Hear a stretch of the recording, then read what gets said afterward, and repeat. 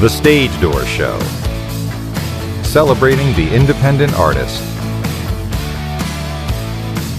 with Dave Hondel and Tom Kline. Hi everybody, welcome to the Stage Door. This is Dave Hondel. I got my co-host Tom Kline down in Florida. How you doing, Tom? I'm doing good. How are you? I am good.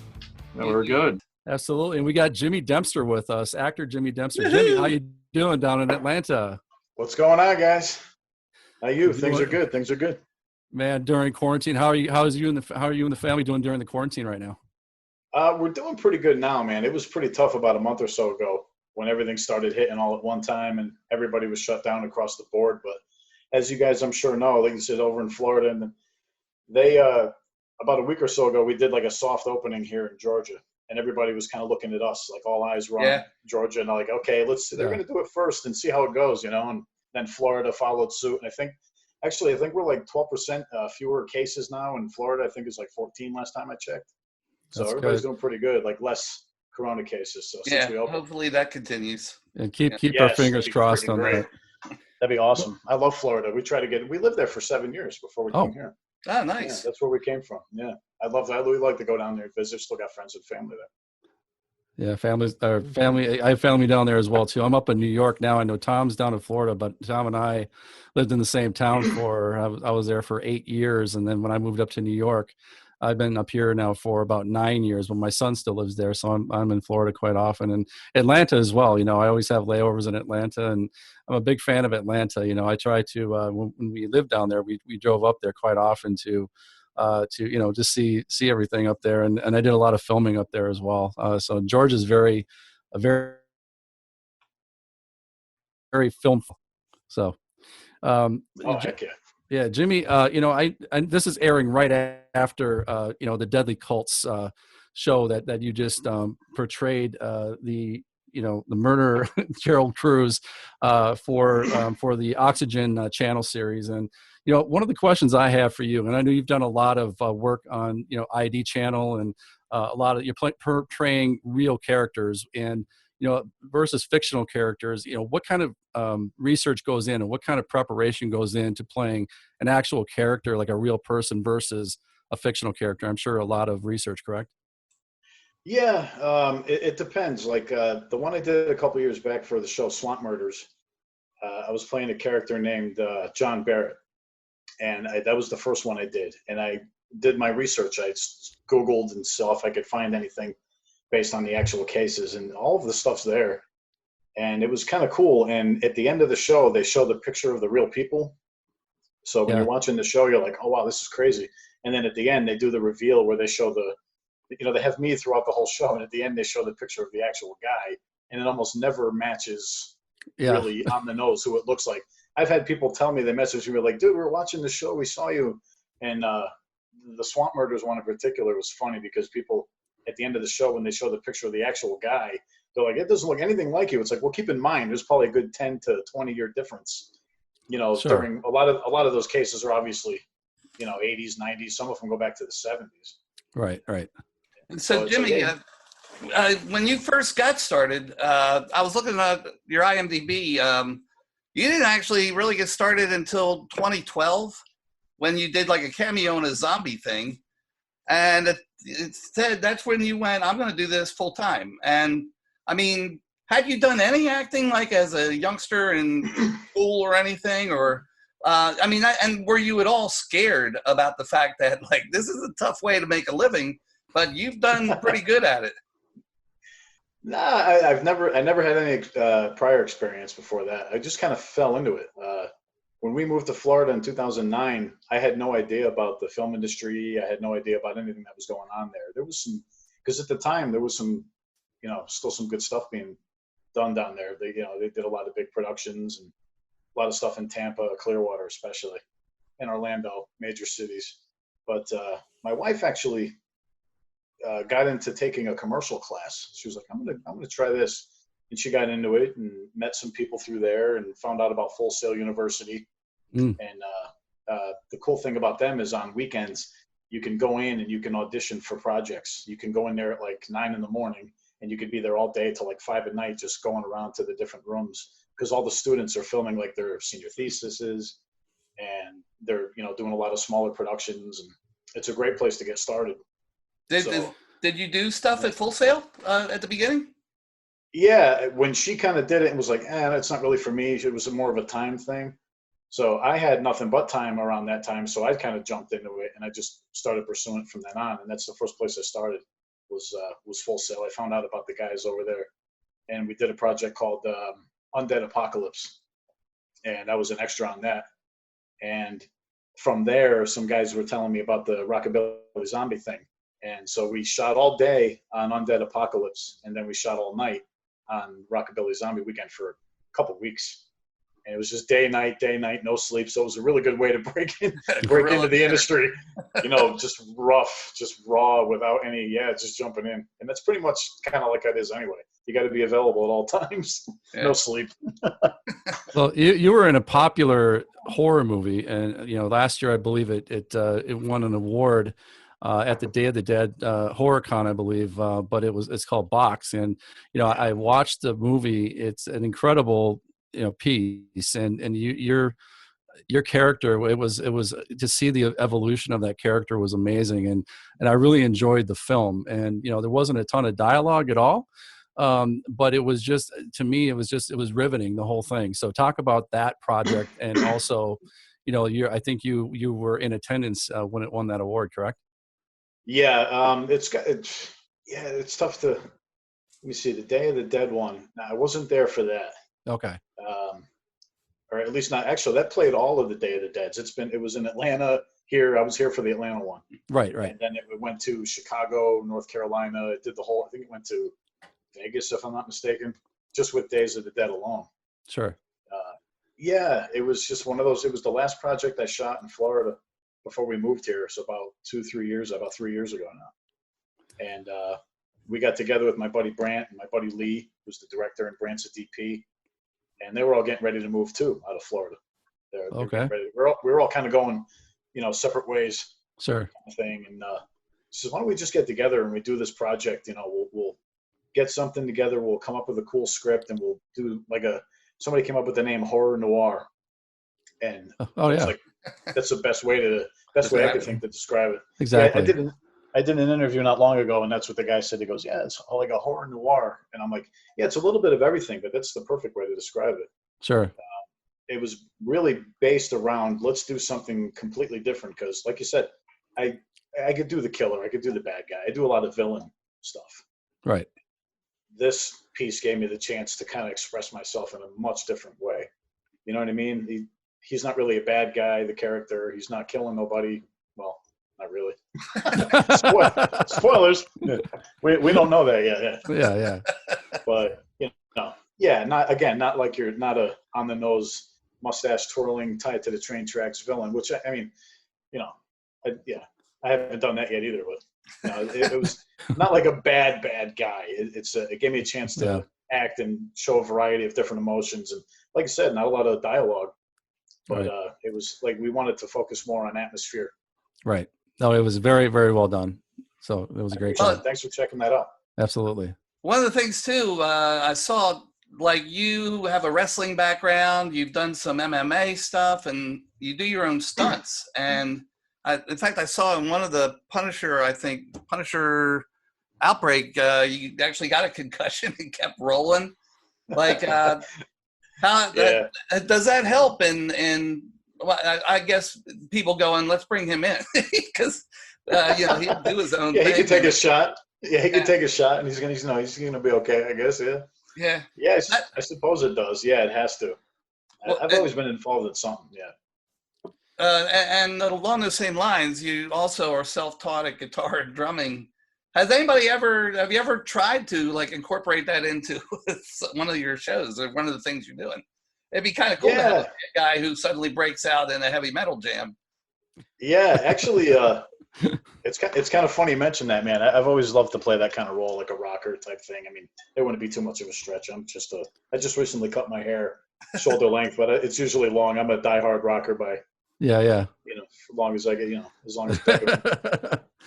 I was actually, Jimmy, you've done a lot of things in the past several years, and we have a lot of new artists that watch our podcast. and listen to us. So what kind of words of advice would you have to get some of these roles and prepare for some of these auditions? I mean, what are some things that you can talk to our new people, our new artists out there about getting ready for these things? Yeah, absolutely. The one thing I always say is, be in it to win it, but just make sure you're in it for the right reasons. I mean, Right. if you're in it for money and all that fame and all that nonsense, it's like, because it's not about the money, especially right in the beginning. When you're starting out, you're going to have to do a lot of projects that you might not really, a lot of it is, for footage and for exposure. And I've worked with some people even recently who are just starting out. They don't want that. They want to get in, they want to make the money, and they want to get on shows. And it's like, well, it's a process. It really is a process. I've had a lot of doors open for me fairly quickly, rather pretty early on in my career, where some people are still kind of trying to get to that level after a couple of years. It's different for everybody. Right. Living in Atlanta certainly does not hurt. Sure, yeah. Being in the hub here is definitely a lot easier. I have more access to a lot more things than I would if, because I used to make, like I said, we lived in Florida. Oh God, I used to make so many trips back and forth. Like there's been times when I would get up 5 o'clock in the morning and have like a call time that day, or even come into Atlanta for an audition. It's a good 7-8 hour drive from Orlando. Right. Go in, do a read for like 5-10 minutes, turn around, get back in the car, go over to Mellow Mushroom, grab some lunch, jump in the car and drive right back. I'd be back by night, all the same day. Yeah.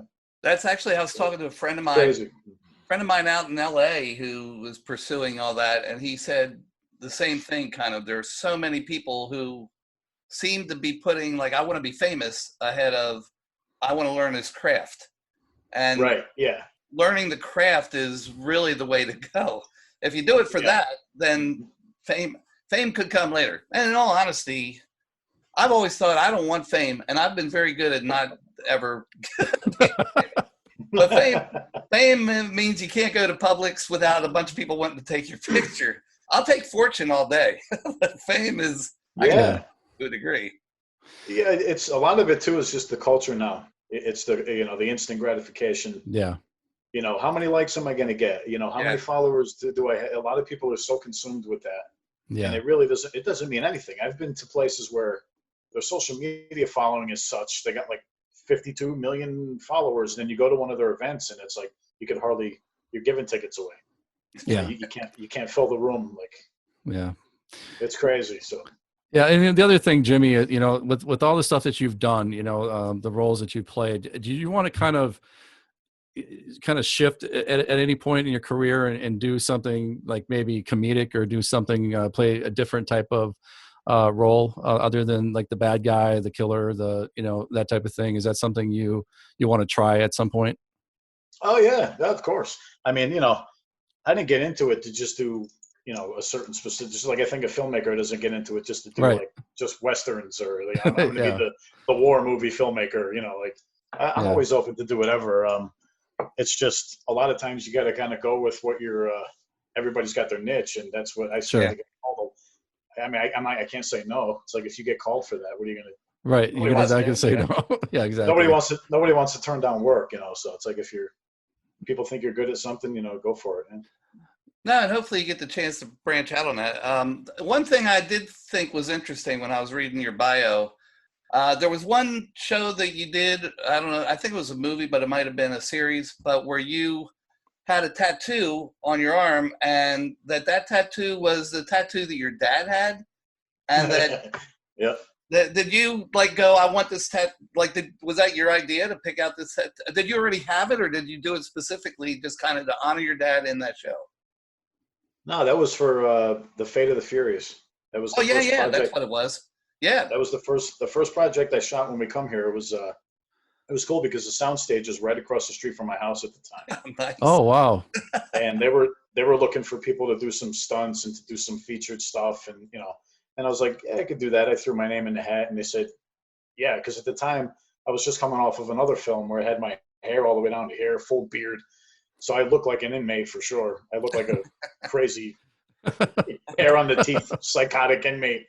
So it was fun, man. It was fun doing that. And the first day they put us in the makeup chair, and they had the guy come in, and he had a whole bunch. He says, we're going to do you up. We're going to give you tattoos on your neck, on your hands, your arms. I said, cool, do it.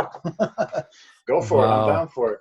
and he showed me the big bag of tattoos, and one of them was the panther. Oh, The wow. panther tattoo. Yeah. And Yeah. my father has the same exact tattoo. He got that when he was, oh God, years ago. He got that when he was a teenager. It was just one of his first tattoos he got on his arm. And I said, yeah, Yeah. put it right here on my arm. So I told the Very guy cool. behind the story behind it why I wanted it. And he goes, that is the coolest freaking thing, man. I was like, yeah, it's a little nod to my dad. And a lot of that stuff ended up on the editing room floor anyway. Or like, I've been told like there's some stuff on the DVD and special editions where it's like, I saw you. I'm like, that's pretty cool. It was just fun doing it. I just like being on set. Now, when they shoot these TV shows, like the one that just aired on Oxygen, when does that shoot? I mean, like how far or how long ago was that actually done before it actually aired? Oh, we shot that. When did we shoot that?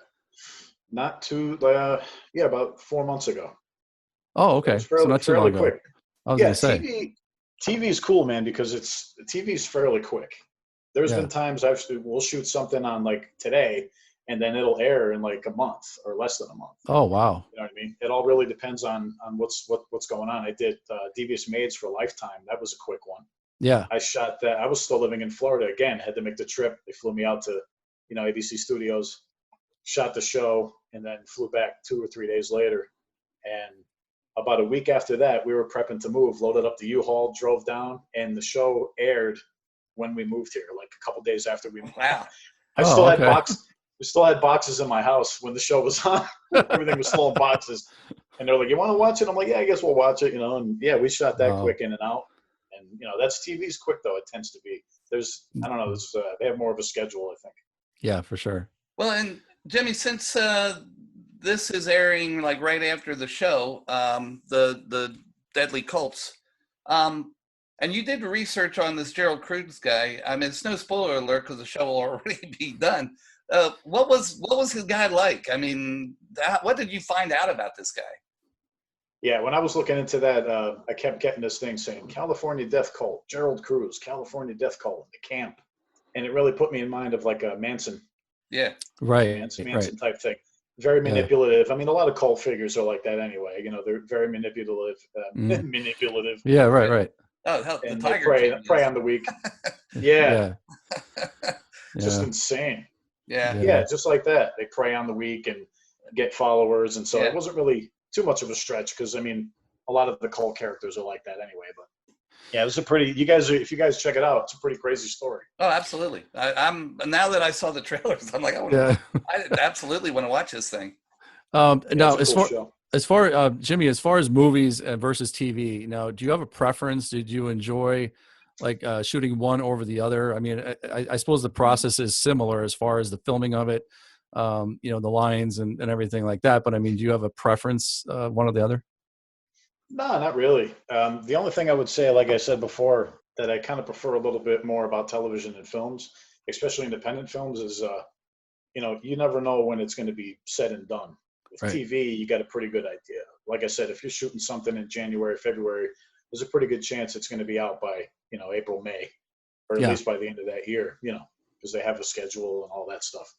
Right. Films, like especially independent films, it's tough. I mean, I got some stuff that's coming out now that has been in post and has done like the festival circuit and stuff like that. And they've gone back for some reshoots on some of these projects, and some of them I was even involved in. We're picking back up like for some of the stuff's been sitting on the shelf, like doing all that stuff for about 3-4 years. Oh, wow. So Well, I try not to. Yeah. Dave and I did an independent film years ago, and post-production can take longer than anything. Shooting. Yeah. Really go on You for never a while. know how it's going to. You never know how it's going to turn out. And for me, in the beginning, it was kind of frustrating because, again, this goes back to anybody starting out or wanting to start out. It's in the beginning, all you want to do is be part of something that's going to hopefully be good. Sure. And more importantly, be seen and get out there, and of course, be good. You want to be part of it because you want the exposure and you want to get the experience, and of course, you need footage too. You want to get that demo reel cut together. Yeah. You want to start reaching out to some agents and build and get some bigger stuff. And when you got 2-3 years worth of stuff and you're grinding and you got all that stuff sitting on the hard drive somewhere, it could be frustrating.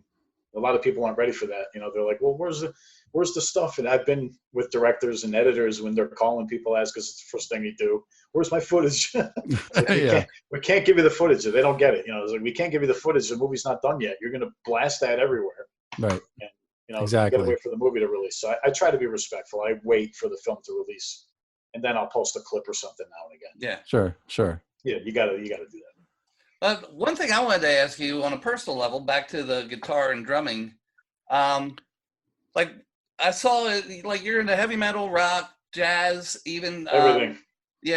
What was your first album? Because we all know our first album that we ever had as a kid. What was your big influence back then? My first album was Dark Side of the Moon on vinyl. I took it from my father. You guys remember the old turntable / liquor cabinet / TV? Yeah, I've got one down in the basement. I would kill. It had the big speakers on the side. Yeah. That was my first entertainment system that was handed down to me by, I think, my grandmother. Yeah. And, way back in my first apartment, I still had that thing. Turntable worked and everything. And I played the hell out of that album. Actually, that's amazing. That was my first concert. I saw Pink Floyd do Dark Side of the Moon in Philadelphia at the Spectrum. And oh my God. It may be the best concert I've ever seen. Like, nobody has topped it since. And it had a giant thing where a plane flew through the auditorium and exploded over their heads. The part of the album where it's like you hear the and all that. I had a friend who told me beforehand, and this friend of mine was a compulsive liar, so I'm like, yeah, you're totally and he said that whole thing is about this crazy guy who ran onto a runway at an airport, and the plane swerved to miss him and blew up and exploded. And I'm like, yeah, sure, I'm sure that's true. And then at the concert, this plane comes flying through, and I'm like, holy shit, this kid doesn't lie. You're telling the truth. The one compulsive liar, the one time that he's... That's right. You son of a... That's like crying wolf. So Jimmy, what about directing? Is that something that you've ever wanted to transition into eventually, is directing? Yeah, I've actually had the opportunity a couple of times on, a couple of projects now that I've done where I've actually had to, we did a film, a couple of Box. I was able to direct myself and direct some other stuff in a lot of those shots. So that's great. I was able to, we did a project a couple of years ago called One Night of Fear. And when it comes time for my character to die, in the script it says, goes out to the barn, saves the girl, has tussle with the guy, and dies. It's not written out, it's not described. Right. You guys have seen. So it's like we get ready to shoot the scene. I go out to the barn, and the director pulls me aside. He goes, "Okay, Jimmy, we don't really have anything lined up. So whatever you guys want to do, you want to get with Jason and work out a fight scene and do whatever you guys want to do, and we'll come up with some ideas." I said, "Yeah, that sounds good."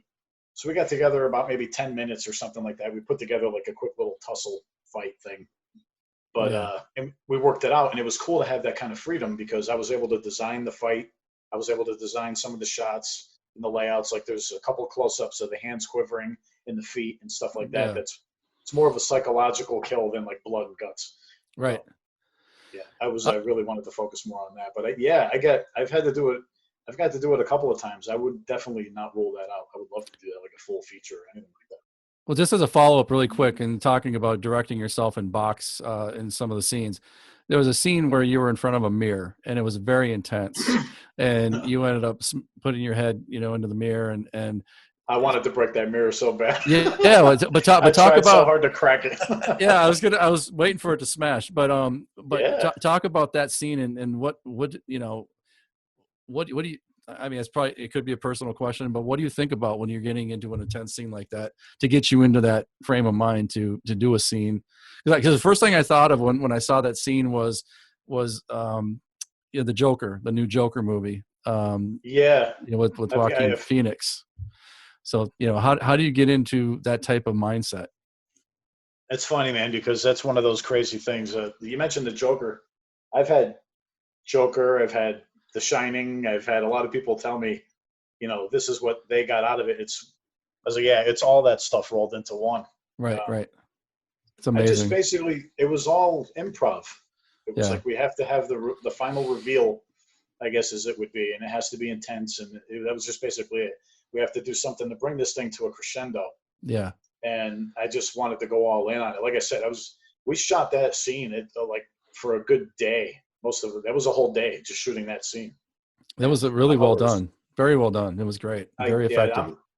I'm happy with it. I'm impressed with the way it came out, like with the editing and stuff like that. Because you feel kind of silly just sitting there smashing your head, and that was just that was just improv. That felt right at the time, because the guy's coming undone. He's unraveling. It's like, you don't want to just sit there. I didn't want to. I've seen people play fake crazy and stuff like that. I didn't want to do that. I wanted to just, you want to sit there and like, or whatever. No, it was very effective. So, yeah, well done. Like I said, I really wanted to smash that window. I really wanted blood. I wanted all that. Yeah, that was great. And I've done a bunch of theater and acting, and yeah, getting into that sort of a mindset and improving and feeling in that moment is, to me, that is what acting really is. You know when you're there. You just feel it in every part of your body. But I wanted to ask you too, real quick, because I'm a huge Walking Dead fan, and you were one of the saviors, if I'm not incorrect on this. What was it like working with Greg Nicotero and just that whole group? They say it's very family-like when you're there. Yeah, I did. I was on set for 2 episodes. Once I was advising behind the scenes a little bit, and then the next time I went down, they asked me if I wanted to be in the Saviors. I said, yeah, sure. And we did that, and it is very much like that.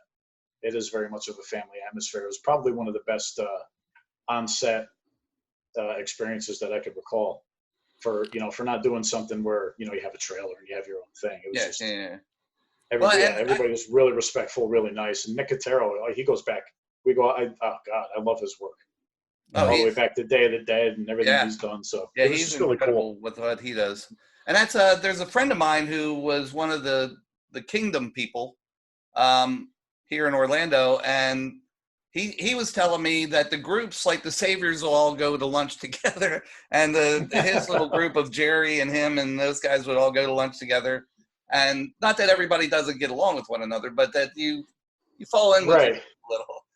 Yeah, they do. It's really method as far as that goes. Everybody kind of stays in their own kind of little thing. And again, it's nothing disrespectful. Like you said, theater, a lot of people go off into their own space to get where they need to be, for their performance. And it was like that with them too. It was, on any given day, we'd have anywhere from 15 to 25 Saviors. And especially in the one scene when they do the big wide shot at the end of, I think, season 7, one of the last episodes is one of the ones I was in. They did that big wide dolly shot, and there must have been 50 extra. It must have been 50 Saviors there.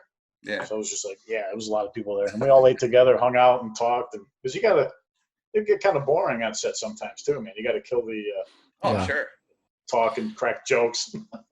It's hot.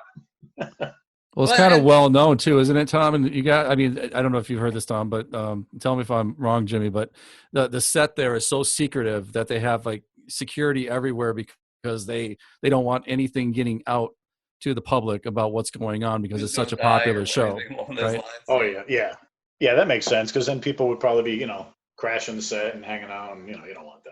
Right. We're here to work, That's right. I guess there is when you're acting on those kind of well, whether it's that show or one of the movies, is there how much time are you given to get your lines down? What the script is, and how much of it is? Oh yeah.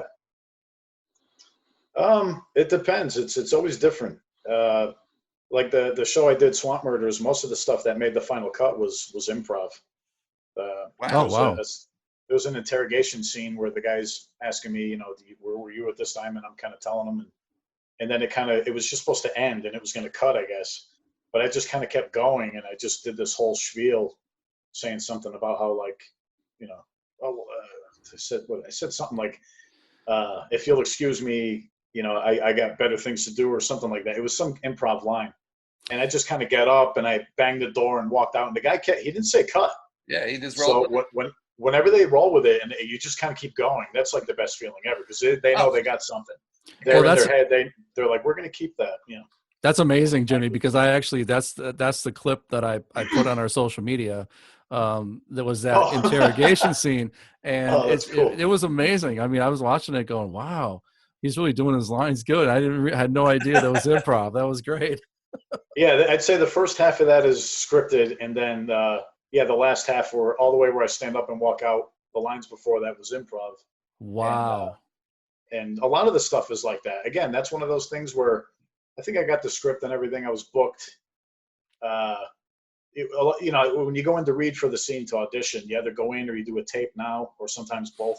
Yeah. You get like just sides. You get a couple lines, a small piece of it. You don't get the whole script, but there's times when you read that and you know it, so you know that part. Right. But then you get the full script and your 2-3 days work, and you got different scenes, and then that's when you have to go over it and Sure. you got to memorize that. There's been times when I've had 2-3 months to memorize it. There's been times when I've auditioned for something on a Monday and I would get booked on Thursday, and we'd be shooting that next Monday. And then they got to change. Then there's like script changes and rewrites, and yeah. So that's all fun. So again, it's different. It changes every time. And I'm well guessing the answer to this is going to be the same thing. It's different and changes. But for your typical scenes, how many times do you go through it from different angles and do it over and over? Because the one thing I learned when Dave and I were doing the movie thing is you can't have too much. I mean, I had a bad habit of going, first take, that looks great, we're good, let's move on. And it's like, you're better off do it several times and see what's the best. And edit, the editing room is where they put it together. Yeah, oh yeah. That's where they make everybody look awesome. I've done some stuff, even auditions. Like I'll read it, I'll do an audition, I'll be like, that probably wasn't the greatest audition. And a lot of times those are the ones that get you hired. Yeah. You're like, oh, that sucked. You just get out in your car and forget about it. You're driving home. You're like, whatever. And then all of a sudden you get the call. You're like, yeah, they want to see you again. I'm like, really? Really? Sometimes it's the ones that you don't think you did well that you actually get. Yeah. asked for. I actually stopped thinking about it that much. I just kind of go into it and, because especially if you're auditioning a lot. I mean, there's times when you won't audition for like a couple weeks, and then you'll audition for like a month straight, because it's just hot time of the year when everything's flying in. And, pilot season. And then so. Well, before we let you go, Jimmy, how can people find you on social media? We want to make sure that people come and look you up because you have some incredible work out there. So how can people find you? Yeah, imdb.com, Jimmy Dempster. All my stuff gets posted up there if they want to check future stuff, past stuff. Instagram, I'm on there, Real James D. I try to get on there at least a couple times a week. And that's pretty much it. I did the Facebook thing for a while, but I'm not on there as much now anymore. It seems to be more politics driven now lately. So Instagram, so far so good. Yeah. Well, we can't thank you enough, Jimmy, for spending some time with us tonight, and make sure everybody goes find Jimmy Dempster on his social media and also some of the clips. Google Jimmy Dempster, you'll see some really incredible clips. And then what do you have next, Jimmy? Anything coming up next or in the near future? God, yeah. Well, let me see. We got by the time this airs, Deadly Colts will be on.